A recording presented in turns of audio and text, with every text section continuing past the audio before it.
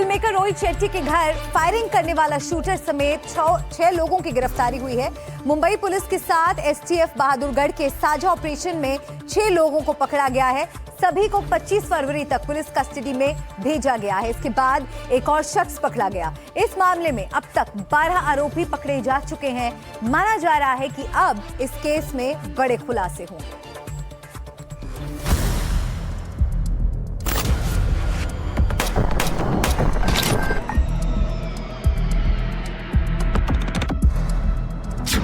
रोहित शेट्टी के घर पर फायरिंग, पकड़ा गया शूटर।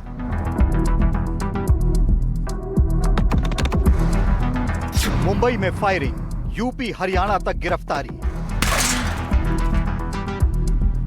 31 जनवरी की देर रात रोहित शेट्टी के घर पर फायरिंग होती है। सीसीटीवी में शूटर दिखता है लेकिन पकड़ में नहीं आता है।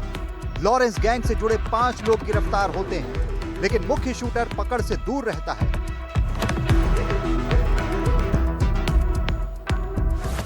अब मुंबई पुलिस और हरियाणा की बहादुरगढ़ एसटीएफ को एक बड़ी कामयाबी मिली है। मुख्य शूटर दीपक चंद्रा गिरफ्तार हुआ है। दीपक समेत 6 लोग पकड़े गए हैं। सबका कनेक्शन लॉरेंस गैंग से बताया जा रहा है। जो 6 लोग नए पकड़े गए हैं, उनमें से 4 हरियाणा और 2 यूपी से गिरफ्तार हुए हैं। शेट्टी टावर पर जिस तरह फायरिंग हुई, उसने बॉलीवुड और मुंबई से लेकर पूरे देश में सनसनी मचा दी, क्योंकि इसके बाद एक धमकियों का सिलसिला जारी हुआ। जिम्मेदारी ली लॉरेंस गैंग ने। उस शुभम लोनकर का नाम सामने आया जो बाबा सिद्दीकी हत्याकांड के बाद से फरार है। देश से बाहर बताया जाता है और बाहर से ही रहकर प्लान बनाता है। रोहित शेट्टी के घर फायरिंग के तार मुंबई से पुणे तक जुड़े, अब देश के दूसरे हिस्सों से जुड़ गए हैं। इसमें एक के बाद एक गिरफ्तारियां हो रही हैं। एनडीटीवी को मुख्य शूटर दीपक के बारे में एक्सक्लूसिव जानकारी मिली है। जानकारी के मुताबिक शूटर दीपक चंद्रा यूपी के आगरा का रहने वाला है। आरोपी बेहद ही कम पढ़ा लिखा है। ये भी सामने आ रहा है कि उस पर अभी तक कोई आपराधिक मामला दर्ज नहीं था। दीपक चंद्रा के परिवार में 4 से 5 लोग बताए जा रहे हैं। करीब 16 दिन से शूटर फरार था, क्योंकि ये सामने आ रहा था कि शूटआउट से पहले इन लोगों ने मोबाइल का इस्तेमाल नहीं किया, जिससे कि लोकेशन ट्रेस करने में दिक्कत हो रही थी।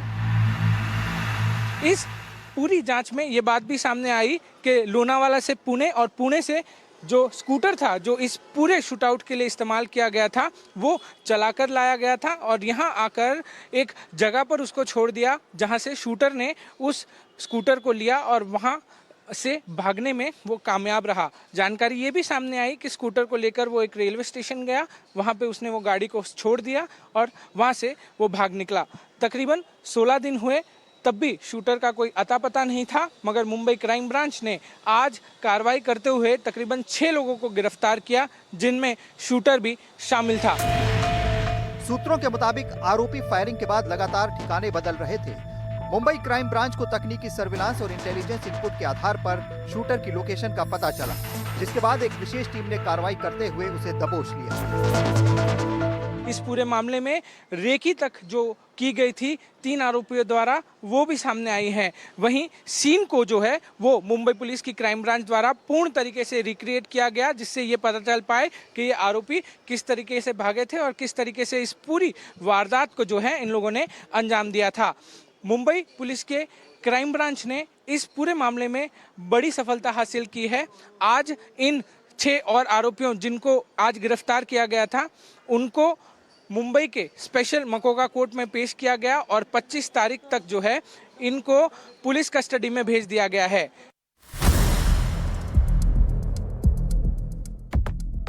रोहित शेट्टी के घर पर हुई फायरिंग की जिम्मेदारी लॉरेंस गैंग के गुर्गे शुभम लोनकर ने ली थी। जान से मारने की धमकी भी दी थी। इसके साथ ही पूरे बॉलीवुड को भी चेतावनी दी थी।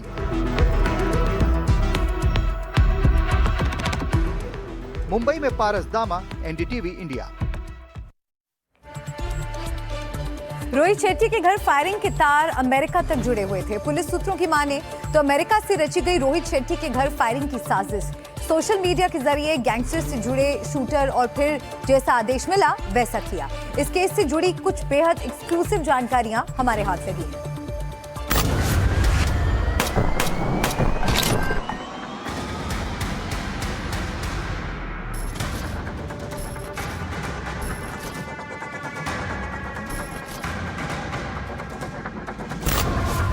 अमेरिका से ऑर्डर, रोहित शेट्टी के घर फायरिंग। मुंबई में चली गोलियां, अमेरिका से जुड़े तार। विदेशी हथियारों का हुआ इस्तेमाल। फिल्म मेकर रोहित शेट्टी के घर हुई फायरिंग मामले में बेहद सनसनीखेज बातें सामने आ रही हैं। मुंबई में फायरिंग हुई, पुणे से लेकर हरियाणा यूपी तक गिरफ्तारियां हो रही हैं और अब यह सामने आ रहा है कि इस पूरी साजिश की प्लानिंग के तार अमेरिका तक जुड़े हो सकते हैं। यानी अमेरिका में बैठे गैंगस्टर्स के आदेश पर शेट्टी टावर से बाहर गोलियां चली। जानकारी के मुताबिक शुरुआती जांच में सामने आया है कि अमेरिका में बैठे गैंगस्टर आरजू बिश्नोई ने इस हमले की साजिश रची थी। बताया जा रहा है कि मुख्य शूटर दीपक सोशल मीडिया के जरिए आरजू के संपर्क में आया था। वहीं आरजू सीधे तौर पर शुभम लोनकर से बात कर रहा था। आरजू और शुभम ने मिलकर प्लानिंग की। इस मामले में मोटा पैसा, विदेशी हथियारों के इस्तेमाल की बात भी सामने आ रही है। अलग अलग जगह से लोगों को भर्ती किया गया। वारदात में इस्तेमाल स्कूटर और हथियार कैसे दिए जाएंगे, इसकी प्लानिंग की गई। सूत्रों के मुताबिक लॉरेंस बिश्नोई गैंग के लोग शूटरों को आमतौर पर सोशल मीडिया के जरिए हायर करते हैं। यहाँ भी कुछ ऐसा हुआ होगा। हालांकि पुलिस की जांच जारी है। प्लानिंग के तहत शूटर दीपक अपने साथी सोनू और सन्नी के साथ मुंबई गया। सोनू और सन्नी ने रोहित शेट्टी के यहाँ रेकी की, जबकि दीपक ने फायरिंग की और फायरिंग के बाद सभी बहादुरगढ़ भाग आए और वहां पर एक खेत में रह रहे थे। जानकारी के मुताबिक इस वारदात को अंजाम देने के लिए दीपक के साथ दूसरे आरोपी सनी और सोनू भी मुंबई पहुंचे थे। सनी और सोनू ने पहले रोहित शेट्टी के घर की रेकी की थी, यानी इलाके का जायजा लिया, सुरक्षा व्यवस्था देखी और आने जाने के रास्तों की जानकारी जुटाई। इसके बाद दीपक ने फायरिंग की घटना को अंजाम दिया। जांच में यह भी सामने आया है कि आरोपियों के पास विदेशी हथियार थे, जो उन्हें प्लानिंग के दौरान उपलब्ध कराए गए थे। वारदात के लिए शूटर्स को करीब 50,000 रुपए भी दिए गए थे। साथ ही उन्हें आगे और ज्यादा पैसे देने का लालच भी दिया गया था।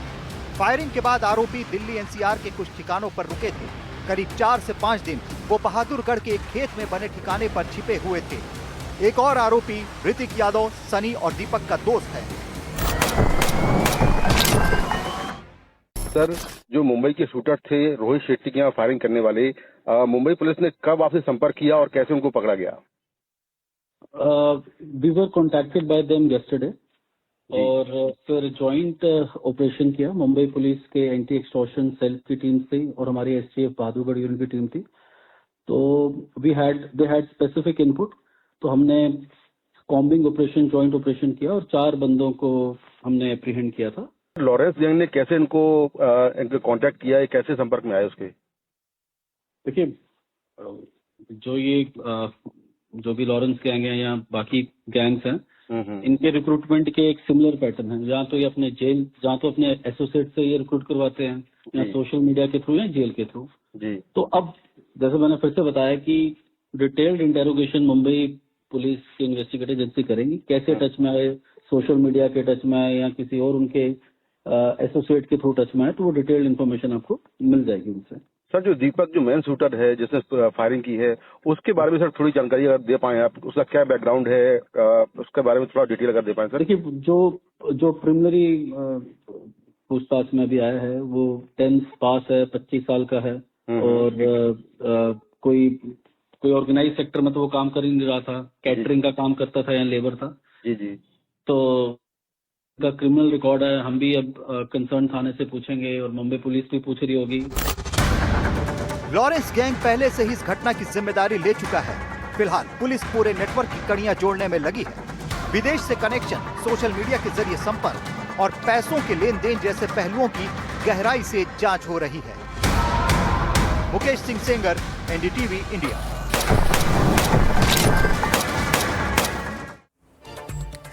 महाराष्ट्र में महाशिवरात्रि के मौके पर एक नया बवाल खड़ा हो गया। छत्रपति संभाजीनगर के रहीमाबाद में नागेश्वर मंदिर है। यहां महाराष्ट्र के पूर्व मंत्री और शिवसेना के विधायक अब्दुल सत्तार पहुंच गए। उन्होंने मंदिर में दर्शन किए। अब हिंदू संगठनों ने इस पर आपत्ति जताई है कि मुस्लिम विधायक मंदिर के अंदर क्यों गए।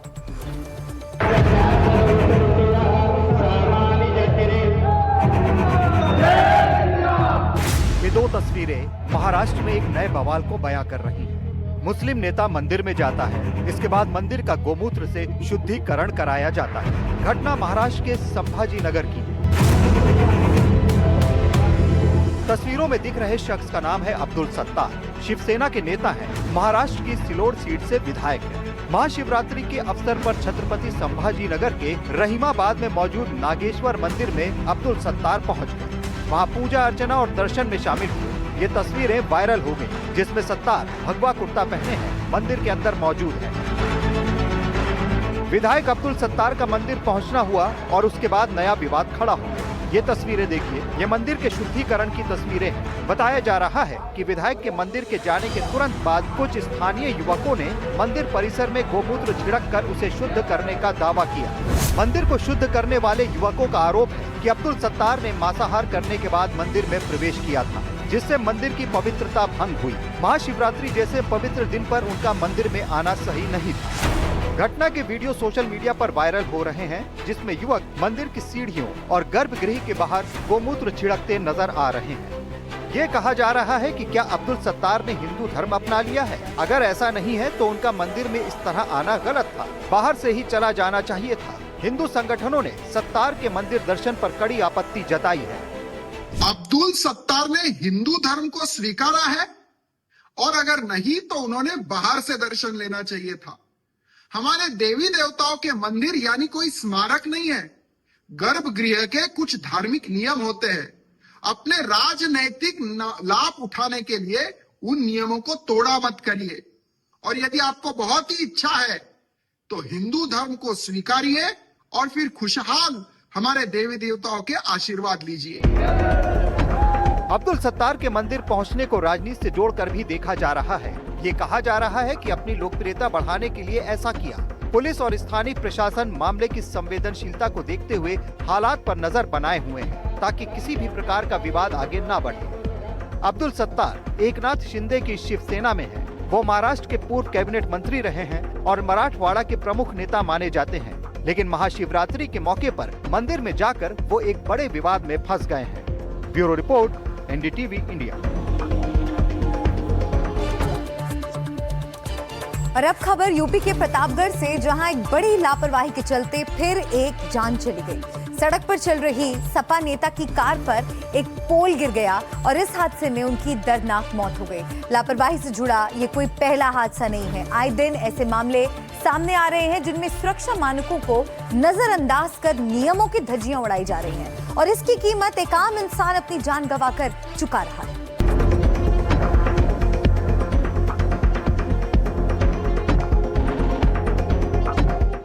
चलती कार पर गिरा पोल, सपा नेता की दर्दनाक मौत, चकनाचूर हुई कार, लापरवाही ने ली एक और जान। क्या जिम्मेदार लोगों पर होगी कार्रवाई? ये सीसीटीवी फुटेज देखिए। ये सफेद रंग की क्रेटा कार रास्ते से गुजर रही थी। तभी बाईं ओर पेट्रोल पंप पर लगाया जा रहा हाई मास्ट पोल इस कार पर गिरा। कार चकनाचूर हो गई और इस भीषण हादसे में कार में सवार सपा नेता लाल बहादुर यादव की मौत हो गई।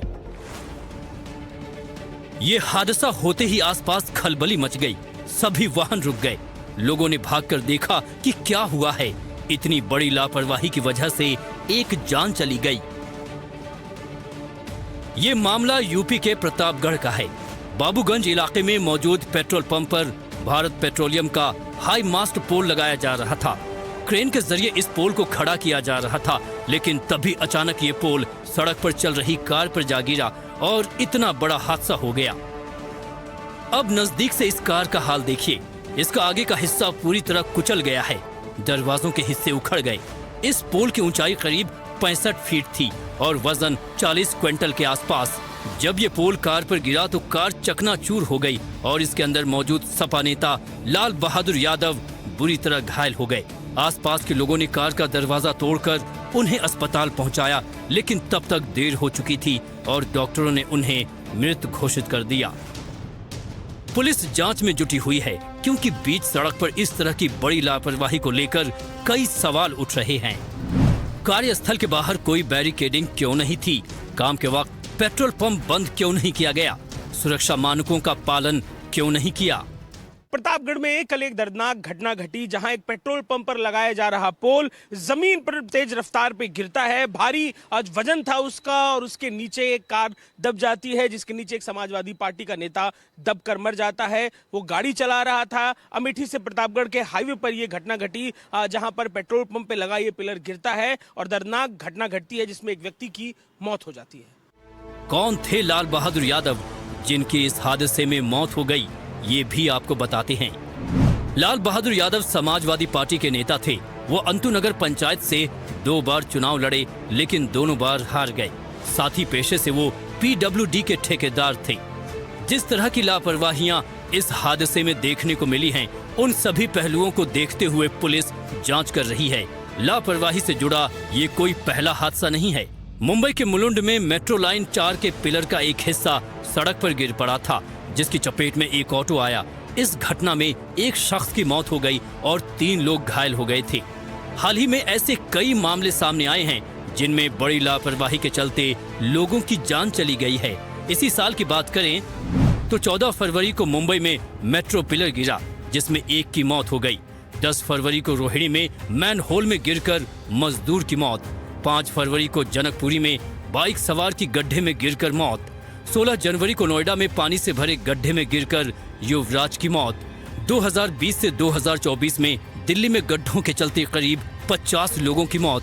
2024 से 2025 में दिल्ली में खुले नालों में गिरने से 89 लोगों की मौत। लेकिन सवाल वही है, क्या जिम्मेदार लोगों पर कार्रवाई होगी? क्या इंसान की जान की कीमत इतनी कम है कि किसी को कोई परवाह ही नहीं? Bureau report, NDTV India. UP के गाजियाबाद में एक ही परिवार के लोगों में इतनी कहासुनी हो गई कि ये देखते ही देखते मारपीट और पत्थरबाजी में बदल गई। पुलिस को मौके पर आना पड़ा। कई लोगों की गिरफ्तारी भी हुई। बताया जा रहा है कि पंचायत चुनावों को लेकर एक ही परिवार के 2 पक्षों के बीच ये बवाल हुआ।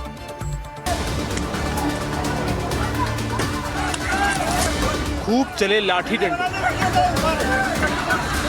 गाली गलौज, मारपीट,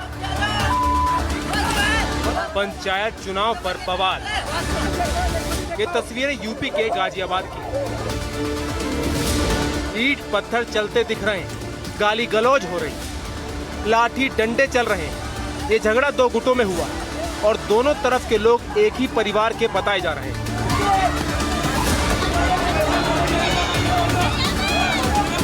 सोशल मीडिया पर ये तस्वीरें वायरल हो रही। दोनों पक्षों में हुए बवाल के बाद थाने में शिकायत दर्ज की गई और पुलिस ने दोनों तरफ से 10-10 लोगों के खिलाफ केस दर्ज किया। वीडियो भोजपुर थाना क्षेत्र के नहाली गांव का। बताया जा रहा है कि ये विवाद आगामी पंचायत चुनाव को लेकर हुई कहासुनी के चलते हुआ। कहासुनी के बाद ये मामला इतना बिगड़ गया कि जमकर लाठी डंडे चले और पथराव हुआ। वीडियो में दिख रहा है कि महिलाओं ने भी घरों की छतों से पत्थर फेंके। इस मामले में पुलिस ने 6 लोगों को गिरफ्तार कर लिया, जिनमें फजल, सलीम, अतीक, तालिब, रिजवान और जाबिर शामिल हैं। नहाली गांव के आबिद ग्राम प्रधान और अशरफ जिला पंचायत के चुनाव की तैयारी कर रहे हैं। रविवार को दोनों मस्जिद में नमाज के बाद घर लौट गए। बस इसी वक्त दोनों के बीच चुनाव की तैयारी को लेकर बहस हो गई। देखते ही देखते मारपीट शुरू हो गई और फिर ये पत्थरबाजी में बदल गई। फिलहाल पुलिस बाकी आरोपियों की तलाश में जुटी है और पूरे मामले की जांच कर रही है। Bureau report, NDTV India.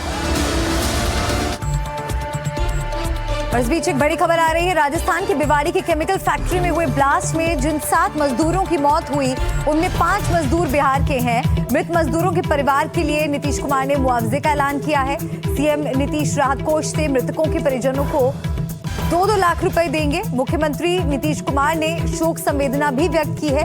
Nitish ने 5 मजदूरों के शवों को बिहार लाने की व्यवस्था करने के निर्देश दिए हैं। तो जान गंवाने वाले 7 मजदूरों में 5 बिहार के हैं। केमिकल फैक्ट्री में हुए ब्लास्ट में इन सभी मजदूरों की जान गई थी। नीतीश कुमार ने मुआवजे का ऐलान किया है। मृतकों के परिजनों को देंगे 2-2 लाख रुपए।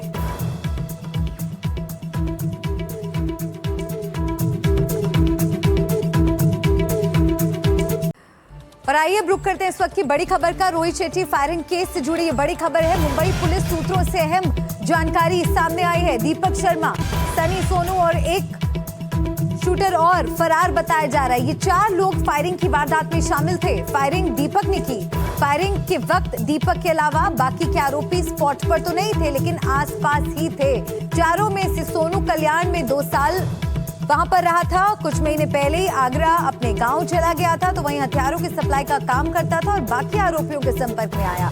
फायरिंग की वारदात के बाद चारों अलग अलग कल्याण स्टेशन गए, वहां से ट्रेन पकड़कर आगरा और उत्तर प्रदेश गए।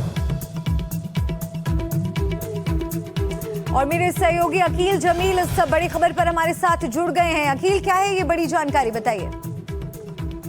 जी हाँ, बिल्कुल। अगर आप देखें तो इस वक्त जो बड़ी खबर यूपी एसटीएफ की तरफ से आ रही है, इस मामले के अंदर जो है रोहित शेट्टी के घर पर जो फायरिंग होती है तकरीबन देर रात 12:45 पर जनवरी 31 और फरवरी 1 की रात को, उसमें 7 लोगों की गिरफ्तारी हुई है। और ये गिरफ्तारियां किसी एक स्टेट से महाराष्ट्र में नहीं हुई है। महाराष्ट्र के अलावा अगर आप देखें तो महाराष्ट्र से बाहर हरियाणा के झज्जर डिस्ट्रिक्ट से भी एक गिरफ्तारी हुई है, आगरा से भी हुई है। तो ये लगातार जो है यूपी एसटीएफ की तरफ से जो टेक्निकल इनपुट मिला था यूपी एसटीएफ को मुंबई पुलिस क्राइम ब्रांच की मदद से, उसके बाद यूपी एसटीएफ ने जो है एक बड़ा जाल बिछाया था, जिसके बाद हमने देखा कि अब तक जो है टोटल 7 गिरफ्तारियां यूपी एसटीएफ की और मुंबई पुलिस क्राइम ब्रांच की टीम जो है ज्वाइंट ऑपरेशन में कर चुकी है। जिसके अंदर अगर आप देखें तो जो शूटर भी तकरीबन पिछले 15 दिनों से फरार चल रहा था, जिसका नाम जो है दीपक है। 24 वर्षीय दीपक को भी यूपी एसटीएफ ने गिरफ्तार कर लिया है। तो इस वक्त जो बड़ी जानकारी एसटीएफ की स्पेशल टास्क फोर्स की तरफ से आ रही है यूपी एसटीएफ के 7 लोगों की गिरफ्तारी जो है वो हो चुकी है। जब एसटीएफ के आला अधिकारियों ने इनसे सवालात किए, सवाल जवाब हुए, इंटरोगेशन के दौरान ये चीज सामने निकल कर आई है कि ये जो पूरा का पूरा गैंग है, शुभम लोनकर का जो गैंग है, और ये वही गैंग है जो कि 2024 में बाबा सिद्दीकी असैसिनेशन केस में भी शामिल था। अगर आप देखें तो शुभम लोनकर जो था वो मुख्य आरोपी था बाबा सिद्दीकी मर्डर केस के अंदर। तो इस केस में भी हमने देखा कि रोहित शेट्टी